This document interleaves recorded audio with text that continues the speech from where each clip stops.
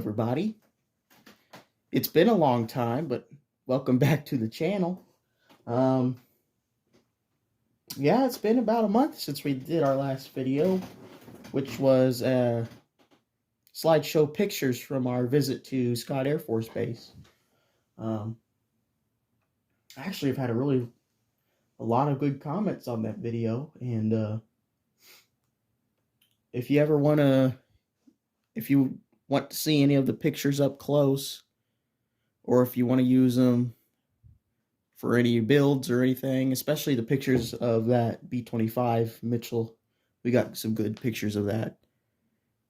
If you ever want to see any of those, just email me. I'll have my email in the description. Just go ahead and email me with the pictures that you want, and you can go ahead and use them. Yeah. No copyright money at all. So, today on the desk in front of you, you might notice a theme going on here, and that's my favorite airplane. That's the A7 Corsair II by Vought. Now, I know I mentioned that I did like the Tomcat, and while that is true, Tomcat is my favorite fighter jet aircraft, but my favorite airplane of all time is the Corsair II. And not because of its combat history or its capability or anything. It's my favorite airplane because my grandpa's favorite airplane is the original F4U Corsair. So, me wanting to be like Grandpa, I was like, well, he likes the Corsair, I'll just go ahead and like the Corsair too. And the more I got to learning about the Corsair 2, the more it grew on me. So, if you saw the title of the video, you'll notice that it says Group Build. So, what I thought I would do is go ahead and just start out running on the channel. And we're just going to go ahead and do a first group build. So anyone who wants to partake in this group build, there will be no prizes or anything. It's just for fun, just to have a good time and show everybody what we can do within the constraints. And this is going to be a very special group build. So this is the 72nd scale US Airfix Corsair II. And this was pressed in 1979. This was molded in 79. And this was this US Airfix company was around for about 4 or 5 years, and they took old Airfix molds, brought them to Texas, and popped out kits in these red, white, and blue boxes, and sold them at bargain prices. And really, this is still a good bargain. I have got this kit sealed, plus the 72nd scale P51 and the 72nd scale Messerschmitt 262 for under $10 altogether, and all three of them were sealed. Obviously, you can see I unwrapped this one. So, the theme of this group build is going to be a vintage group build. We'll go ahead and make it to encapsulate both the 1970s and the 1980s, because that seems to be the time period where most of today's modelers got started. So we'll go ahead and do both the 1970s and the 80s. And what the rules are is everything you use in creating your model must be from the 70s. Now, the tools, we'll be lenient on the tools because obviously no one has clippers from the 70s that they're still using. And if you do, good on you. But obviously, just consumables like knife blades and clippers, those don't have to be from the 70s. But both of my airbrushes, well, one of them is from the 70s, but the Pache H was actually introduced in the 1950s. So, of course, I'm going to use one of those, so I'm just a little bit more in depth with this group build. But what I mean by everything must be from the time period of your kit. This kit was molded in 1979. We'll go ahead and open it up. Still got the original paper. Free U.S. Airfix Modelers Club. No obligation. Please send me a U.S. Airfix decal in bright red, white, or blue. And then fill that out. Send it in, I guess.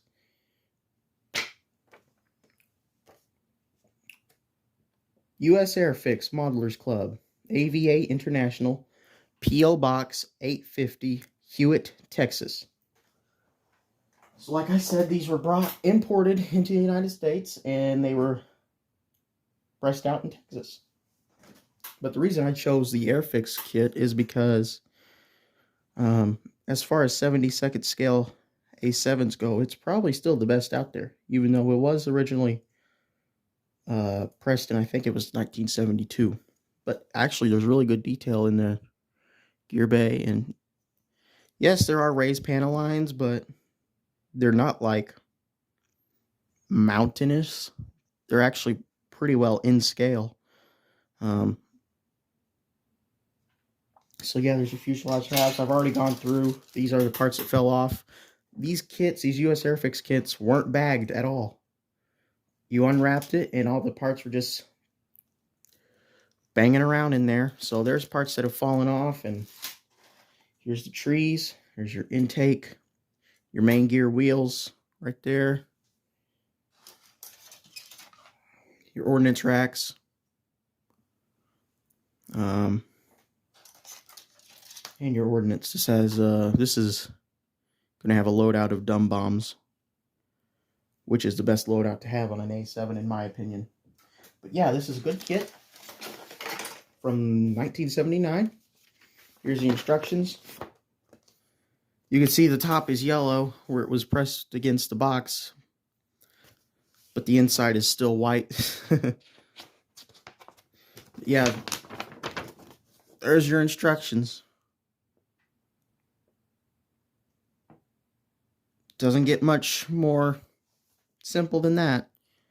Good history bit. A little, I guess it's an advertisement. U.S. Airfix, the finest selection of 1/72nd scale jet fighters in the world. Actually, that F-111 looks pretty cool. There's a Tomcat in the corner. That F-4 Phantom's nice too. And here's the decals. Scale Master decals, and they look brand new. You could probably just use them right now. I'd probably coat them with liquid decal film. But honestly, I think you could get away without that. One marking scheme, and it's shown on the box. VA-25 off the USS Ranger. And this is in that weird period where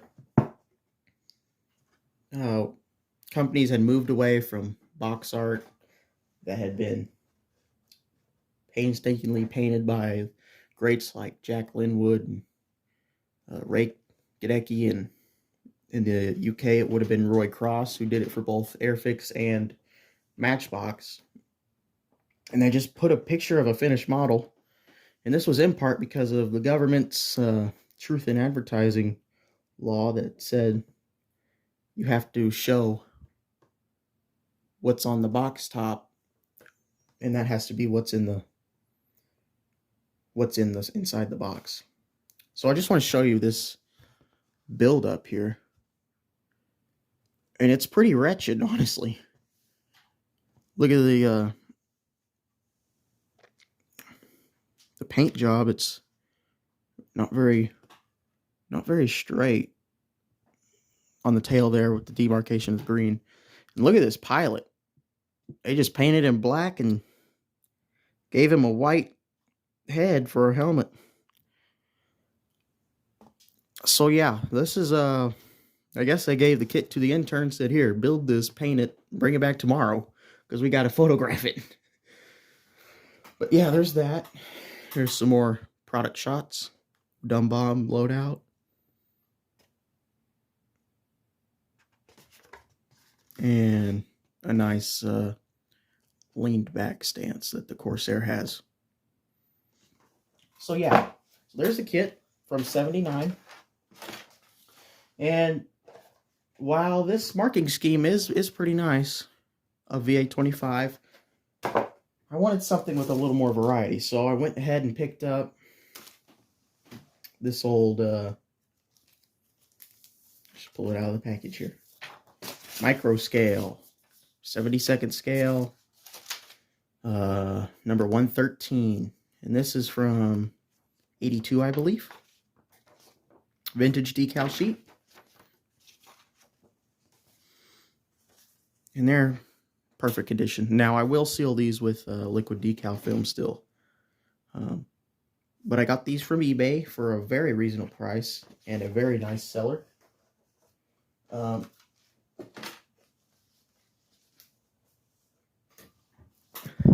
the decals. Now, I want to do a good job on this kit, and I need some good references. But instead of going to the old internet, I got some real references here. This is the Detail and Scale book of the A7 by Bert Kinsey. Great photographs, great plans, great instrument panel drawings. And this is from 76, I believe. So this is an original reference. And here we go. This will probably bring back a lot of memories for people. Model Aid Quarterly International. Now, if you don't know, from what I've read, Model Aid Quarterly was a magazine that was put out by a small group of modelers that were on Malta. And just looking through this magazine, it is really high quality. It's nice and big. It's really high quality. And what they were kind of famous for were color scheme callouts and this right here. These are paper cockpits, your Messerschmitt 109 and your Westland Whirlwind here. Paper cockpits that you cut out and fold up and you put it in your model airplane. Here I've cut out the A7 cockpits right here that I'll use on the build. These are originals from the 80s. But this is pretty much the precursor to the Edward colored photo etch cockpits that we have today. So this is what the group build is going to consist of. You have to have a kit from the 70s or the 80s. Your references have to be from that time period. Any aftermarket has to be from that time period. Yeah, it's a constraining group build, but I'd like to see what we can do with this. Obviously, there's not going to be any 3D printing or anything of that sort allowed. Resin casting, resins will be allowed if the original molds were from the 80s.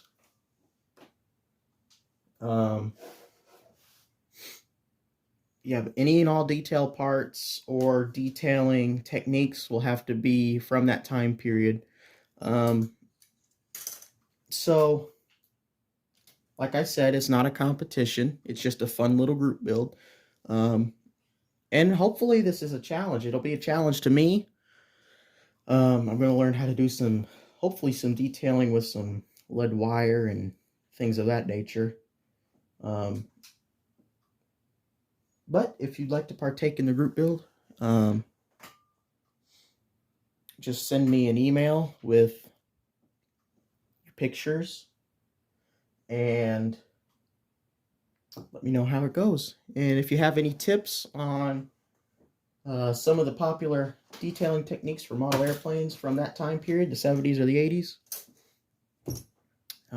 let me know, because obviously I wasn't around then.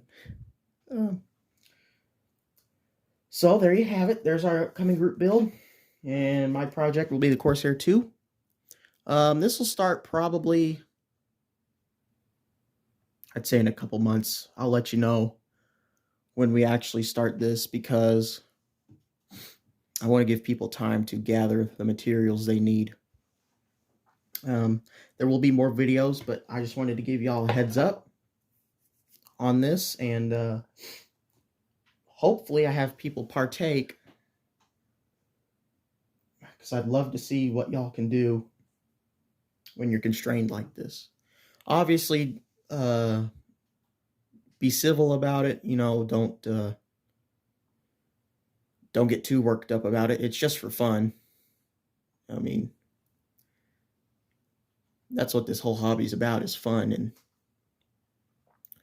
if you're ruining the fun for yourself or someone else, then there's really no point in you in this hobby. So there's a group build. Hope to see a lot of people partake. And man, I'm just looking at this box art, and this is horrible. Look at this aerial right here. There's a flash that goes all the way around it, and they didn't even cut it off. Hopefully I can make mine look better than this one on the box, but yep. So just to recap, your kit has to be from the 70s or the 80s. Your references have to be from the 70s or the 80s. No internet references. You can use the internet to buy stuff you need, obviously, because I doubt some people will have original era references. I got all of my references off of eBay. Actually got everything on the table from eBay. But your references have to be from the 70s or the 80s. Your techniques in any aftermarket has to be from the 70s or the 80s. So there you have it, and hope to see you soon. We're going to have a couple videos coming out, maybe one right after this one, and definitely there's going to be at least one next week. There might be another one today, actually, depending on how some certain situations go. All right. So, also, we need a name for this group build. So, any names that you can think of that are catchy, and then that'll be the name of it. So, thanks for stopping by. Thanks for all the wonderful comments that I've received. I try to at least like and look at every single one of them. I might not respond, but I'm at least try to get to every single one of them in some form or another. Doesn't mean I don't see them, because I check every day. And thanks for everyone who is subscribed. Again, as always on this channel, you don't have to subscribe. It doesn't make a difference to me.